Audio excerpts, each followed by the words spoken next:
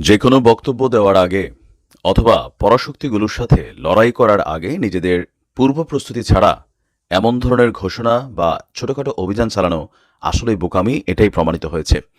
দীর্ঘদিন যাবৎ আমরা যতটুকু ভেবেছি যে লেবাননে আমাদের যে হিজুরা আছেন তারা যতটা শক্তিশালী, কিন্তু কোথাও না কোথাও আজকের দিনে আমার কাছে মনে হচ্ছে তাদের প্রস্তুতিটা আসলে কি বলা হয় যে আপনার সেই লেভেলে ছিল না। কারণ গত 4 থেকে 5 দিনে আমরা যা দেখছি তার চেয়ে কয়েকশো গুণ ভয়ঙ্কর অবস্থা ধারণ করেছে লেবাননের বাস্তবতা।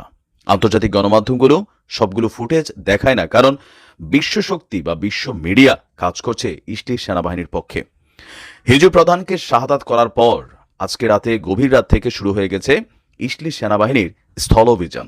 সকল শঙ্কাকে বা সকল বক্তব্যকে পাশ কাটিয়ে আহ ইসরায়েলির যেই প্রধানমন্ত্রী আছে ফুললি সমর্থন নিয়ে এই মুহূর্তে লেবাননে অভিযান শুরু করে দিয়েছে।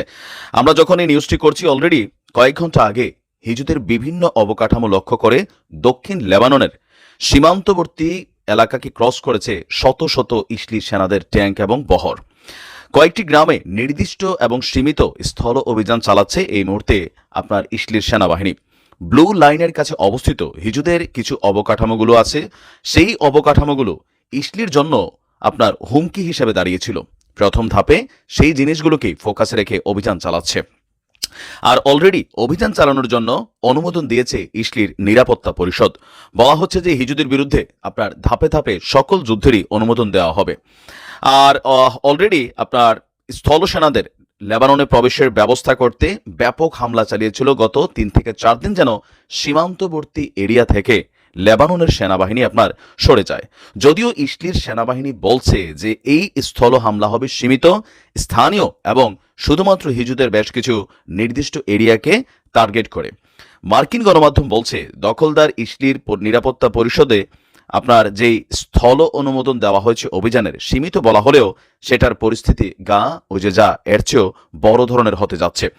কাতার ভিত্তিক সংবাদ মাধ্যম আল জাজিরা বলছে স্থল হামলার আগে ইসরায়েলের সীমান্তবর্তী অঞ্চলে ব্যাপক কামান হামলা চালিয়েছে আপনার ইসরায়েল সেনাবাহিনী, যেন হিজু যোদ্ধারা তাদের অবস্থান থেকে সরে যায় এবং তারা সেই সকল অবকাঠামোগুলোকে ধ্বংস করে দিতে পারে। তবে যদি হিজু যোদ্ধারা পাল্টা প্রতিরোধ গড়ে তোলেন তাহলে এই অভিযান ধরে রাখা কষ্টকর হবে। কিন্তু কতটুকু সক্ষমতা এই মুহূর্তে আপনার হিজু যোদ্ধারা দেখাতে পারবেন, কারণ যিনি টপ অফ কমান্ডার শাহাদাত বরণ করেছেন, বেশ কিছু অভিযানের যারা বড় কমান্ডার তারা শাহাদাত বরণ করেছেন, প্রায় 20 জন ঊর্ধ্বতন কমান্ডার নেতৃস্থানীয় নেতাদেরকে শহীদ করে দিয়েছে ইসরায়েল সেনাবাহিনী। দর্শক, এই মুহূর্তে স্থল হামলার ভয়েই আমরা যদি দেখি তাহলে ইসরায়েল লেবানন সীমান্ত থেকে সরে গেছে লেবাননের সেনাবাহিনী। বার্তা সংস্থা রয়টার্স বলছে আপনার লেবানন সেনাবাহিনীর সেনারা সরে যেতে শুরু করেছেন, এর ফলে সীমান্ত পাহারায় এখন শুধুমাত্র হিজু যোদ্ধারাই থাকছে। আপনারা অনেকেই জানেন যে লেবাননে 2টা পার্টি রাজত্ব করে, একটা হচ্ছে স্থানীয় সরকার যেটা লেবানন সেনাবাহিনী, আর একটা হচ্ছে হিজুদের সরকার বা হিজুদের সেনাবাহিনী। টোটালি কিন্তু আলাদা আলাদা পারফর্ম করে।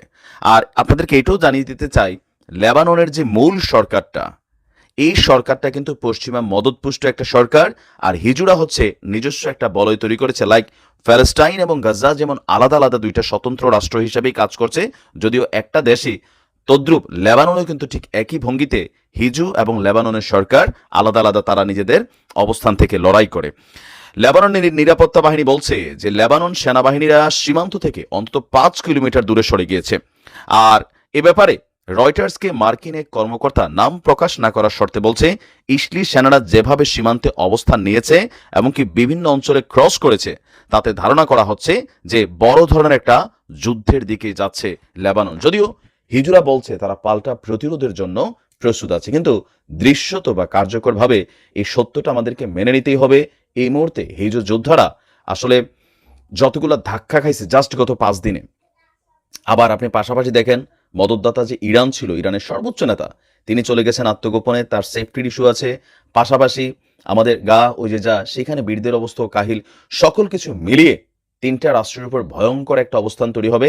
গা ওই যে যা, লেবাননের হিজু এবং কি ইয়েমেনের বীর গোষ্ঠী, কারণ ইয়েমেনেও হামলা চালিয়েছে আপনার ইসরায়েল সেনাবাহিনী। আল্লাহর কাছে হেফাজতি চাওয়া ছাড়া এই মুহূর্তে বিশ্বের কোনো শক্তির সাথে ওই কি বলে যে বাইডেন আনজায় করে ধরছে ডক্টর ইউনূসের, খুব খুশি হওয়ার কিছু নেই। এদের হাত, যে বাইডেনদের হাত কিসে রঞ্জিত আপনারা ভালো করে জানেন। আল্লাহ হেফাজত করুক এই জাতিকে। আসসালামু আলাইকুম।